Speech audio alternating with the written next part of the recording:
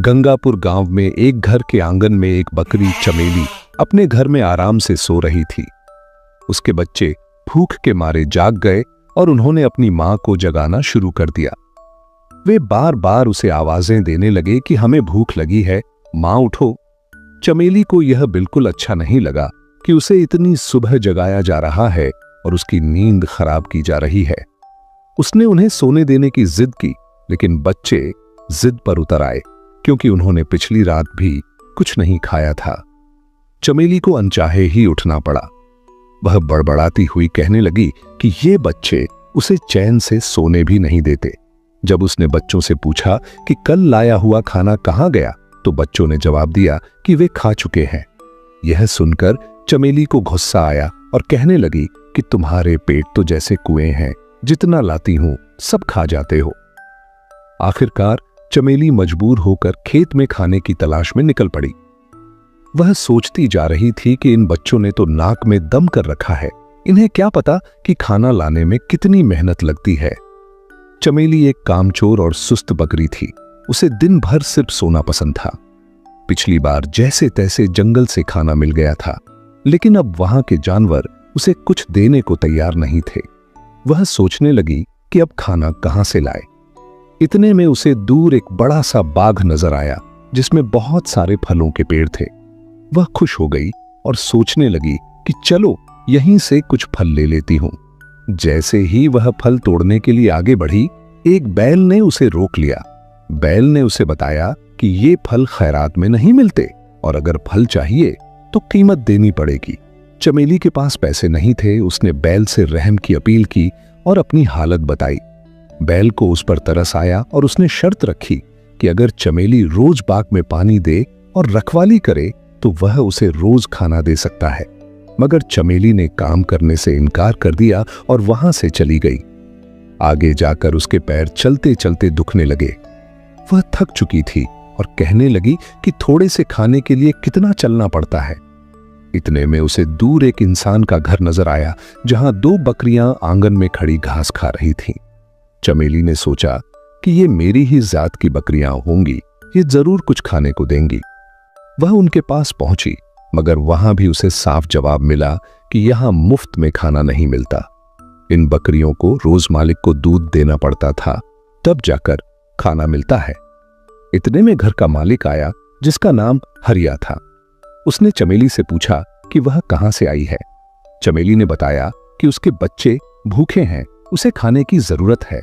हरिया ने भी शर्त रखी कि अगर वह दूध दे तो रोज अच्छा खाना देगा, मगर चमेली ने इनकार कर दिया और वहां से भी चलती बनी। थोड़ा आगे जाकर चमेली को एक खेत नजर आया जो खाली था और वहां बहुत सारी फसलें थीं। चमेली ने सोचा कि यहां से तो मुफ्त का खाना मिल जाएगा। उसने मौके का फायदा उठाया और खूब पेट भर के खाया और अपने बच्चों के लिए भी बहुत सारी फसल तोड़ ली। खाने के बाद वह एक पेड़ के नीचे सो गई। कुछ देर बाद खेत का मालिक चमन आया। उसने देखा कि उसकी फसल किसी ने तोड़ी है। वह गुस्से से चमेली को पेड़ से बांध देता है और इल्जाम लगाता है कि उसने चोरी की है। चमेली रहम की अपील करती है, मगर चमन का दिल नहीं पसीजता। वह घर के अंदर चला जाता है और चमेली 3 दिन तक भूखी प्यासी बंधी रहती है। उधर चमेली के बच्चे घर में बैठे अपनी मां का इंतजार कर रहे थे और सोचने लगे कि मां कहीं फिर सो तो नहीं गई। वे कहते हैं कि मां कितनी सुस्त और कामचोर है, शायद उसे हमारी परवाह नहीं, मगर हमें उसकी फिक्र है। चलो हम उसे ढूंढने निकलते हैं। उधर चमेली बहुत कमजोर हो चुकी थी। रात के वक्त एक चूहा उसके पास आता है जो उसे पहचान लेता है। चमेली उससे विनती करती है कि उसके बच्चों का हाल बुरा है, उसे आजाद कर दे। पहले चूहा इनकार करता है, लेकिन जब चमेली उसे गणपति बप्पा का वास्ता देती है तो वह रस्सी काटकर चमेली को आजाद कर देता है।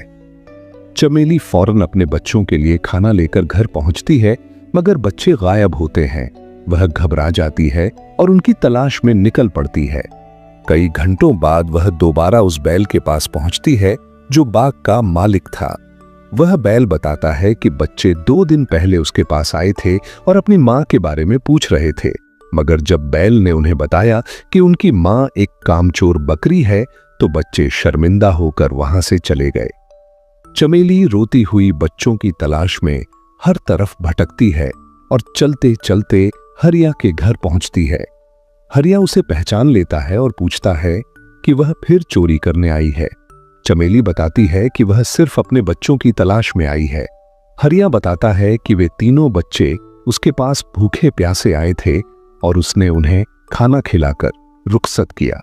वह बताता है कि खाने के बाद वे अपनी मां की तलाश में निकले, मगर एक शेर ने उन्हें पकड़ लिया। यह सुनकर चमेली के होश उड़ जाते हैं और वह फूट फूट कर रोने लगती है। उसे एहसास होता है कि बच्चों की मौत की जिम्मेदार वह खुद है, क्योंकि उसने काम न किया, सिर्फ आराम को तरजीह दी। अगर वह उस दिन बैल की बात मानकर काम कर लेती या हरिया की शर्त मान लेती तो उसके बच्चे आज जिंदा होते। वह गमगीन होकर चमन के खेत में वापस जाती है और उससे कहती है कि वह उसे दोबारा पेड़ से बांध दे, क्योंकि वह अब जीना नहीं चाहती। चमन यह सुनकर हैरान हो जाता है, मगर उसकी सच्चाई सुनकर उसे तरस आता है और कहता है कि वह सजा नहीं देना चाहता। चमेली कहती है कि अगर सजा नहीं दी जाएगी तो वह खुद ही कहीं जाकर मर जाएगी। इतने में पीछे से बच्चों की आवाज आती है। चमेली पीछे मुड़कर देखती है तो उसके तीनों बच्चे जिंदा खड़े होते हैं। वह खुशी से बेहाल हो जाती है और उन्हें गले लगा लेती है। बच्चों को बचाने वाला चूहा बताता है कि जब उसे पता चला कि बच्चों को शेर ने घेर लिया है तो वह फौरन पहुंचा और शेर को डराकर बच्चों को बचा लाया। चमेली हरिया से कहती है कि वह अब हमेशा उसके खेत में मेहनत करके अपने बच्चों के साथ रहना चाहती है। हरिया कहता है कि अब उसे यकीन हो गया है कि मेहनत करने वाला कभी भूखा नहीं मरता। चमेली के बच्चे भी खुश होते हैं कि उनकी मां को अब मेहनत की कीमत समझ आ गई है।